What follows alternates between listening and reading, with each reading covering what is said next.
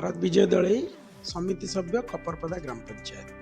आपण आगे जानी रखु लुणिया गोटे ऐतिहासिक मेलन आज को प्राय 300 वर्ष पूर्व ए मेलन अनुष्ठित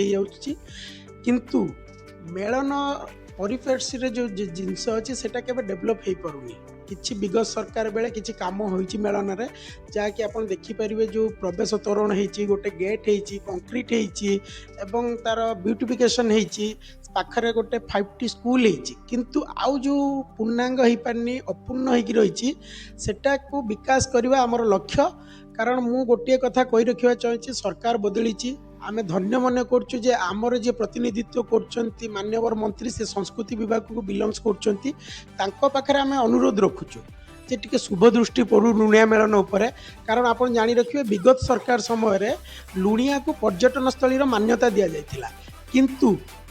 जहाँ भी पर्यटन विभाग तरफ पैसा आसूची उन्नतीकरण से शहीदनगर भीतर सीमित रोचे किंतु लुणिया आज भी अवहेलित होकर रही तेणु मान्यवर मंत्री को आम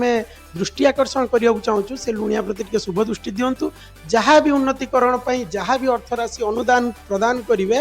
ताहाको आम संपूर्ण रूपे सहयोग करूँ दलगत निर्विशेष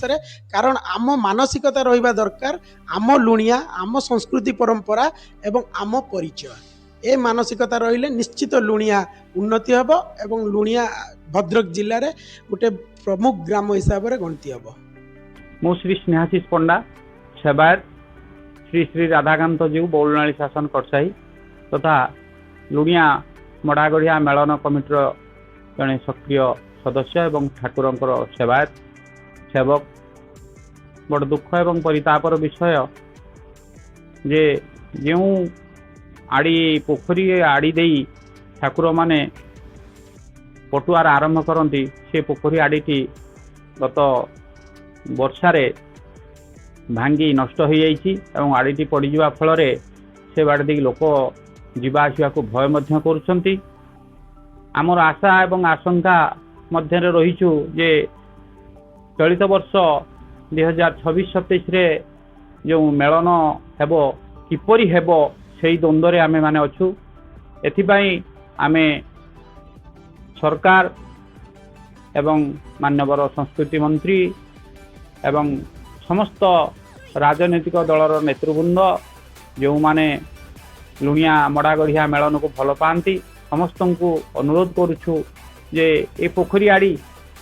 जो दुईपट धसी जाइछि से पोखरी आड़ी प्रति सेमाने टिके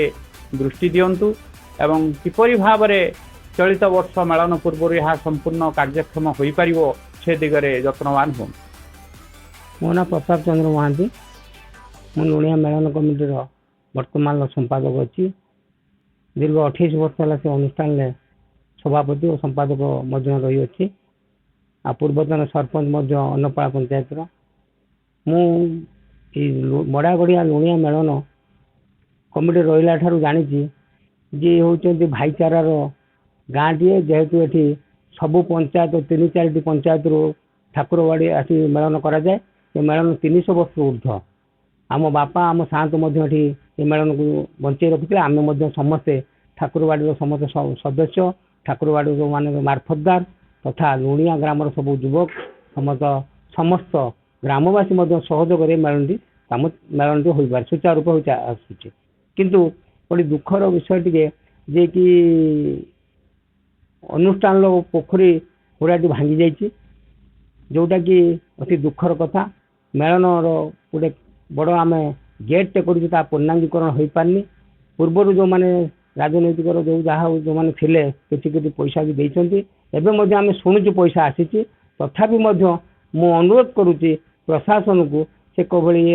लुणिया मेलन प्रति यत्नवान हे आ विशेषकर मेलन कार्यक्रम को दृष्टिगोचर रखी यार डेभलप करने आमको जेको